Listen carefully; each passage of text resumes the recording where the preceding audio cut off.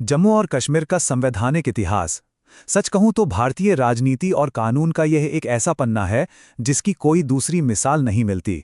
आज के इस एक्सप्लेनर में हम इसी असाधारण इतिहास और उस जटिल कानूनी ढांचे की गहराई में उतरेंगे जिसने इस अनूठे रिश्ते की नींव रखी। इस पूरे सफर को हम 5 हिस्सों में समझेंगे। हम विलय की उन असामान्य परिस्थितियों से शुरुआत करेंगे, फिर अनुच्छेद 370 के पीछे के तर्क को डिकोड करेंगे, राज्य के अपने संविधान को देखेंगे, दशकों पुरानी स्वायत्तता की बहस का विश्लेषण करेंगे और अंत में एक नए समझौते की दिशा में उठाए गए कदमों को समझेंगे। तो चलिए शुरू करते हैं पहले हिस्से से। एक असामान्य विलय। वर्तमान की किसी भी स्थिति को समझने के लिए हमें 1947 की उन नाटकीय ऐतिहासिक घटनाओं को देखना ही होगा जहां से ये सब शुरू हुआ। घटनाओं का क्रम कितनी तेजी से बदला, ये देखना वाकई दिलचस्प है।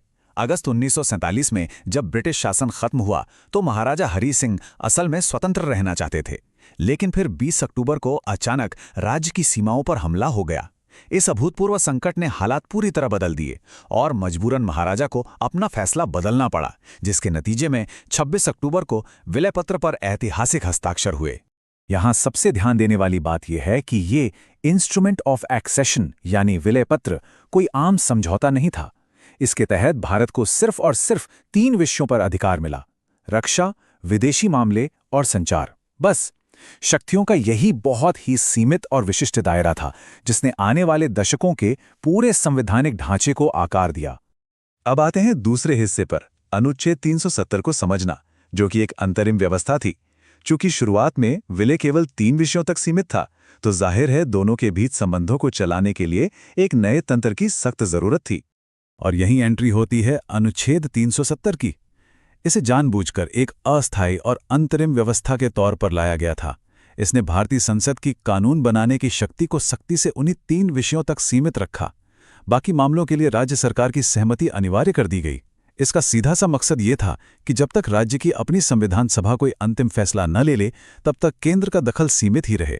इस स्वायत्तता का सबसे दिलचस्प और अनोखा उदाहरण अगर कहीं दिखता है तो वो है आपातकालीन शक्तियों में। ये सोचने वाली बात है कि भारत के बाकी सभी राज्यों में आपात स्थिति में सीधे राष्ट्रपति शासन लगता है, लेकिन जम्मू कश्मीर में राज्य के अपने संविधान के तहत राज्यपाल शासन का अलग प्रावधान था। यही वजह है कि यहाँ पहला राज्यपाल शासन 1977 में लगा, जबकि राष्ट्रपति शासन पहली बार बहुत बाद में 1986 में जाके लागू हुआ। हमारा तीसरा हिस्सा है राज्य का अपना संविधान। एक संघ के भीतर एक राज्य की परिकल्पना, जो कि भारतीय संघ की एक पूरी तरह से अनूठी विशेषता है। एक बेहद खास बात यह है कि जम्मू कश्मीर भारतीय संघ का इकलौता ऐसा राज्य था जिसका अपना एक अलग संप्रभु संविधान था। 1956 में अपनाया गया और 1957 में लागू हुआ ये दस्तावेज राज्य को भारत का अभिन्न अंग तो घोषित करता था, लेकिन साथ ही इसने कई अलग व्यवस्थाएं दी, जैसे स्थायी निवासियों के लिए विशेष अधिकार तय करना, एक द्विसदनीय विधायिका बनाना और उर्दू को आधिकारिक भाषा का दर्जा देना। अगर हम इस संविधान की रूपरेखा को देखें तो ये अपने आप में एक बहुत ही व्यापक कानूनी दस्तावेज था। कार्यपालिका की शक्तियों से लेकर स्थायी निवासियों के अधिकारों और नीति निर्देशक सिद्धांतों तक, इसमें राज्य को संचालित करने के लिए हर एक पहलू को बहुत गहराई से कवर किया गया था। और इसी ढांचे के बीच एक बहुत ही आकर्षक नंबर छुपा है, 24। 11 सदस्यों वाली राज्य विधानसभा में हमेशा ठीक 24 सीटें खाली रखी जाती थीं। ये दरअसल उन क्षेत्रों के लिए एक रणनीतिक और अंतरिम उपाय था जो पाकिस्तान के कब्जे में है।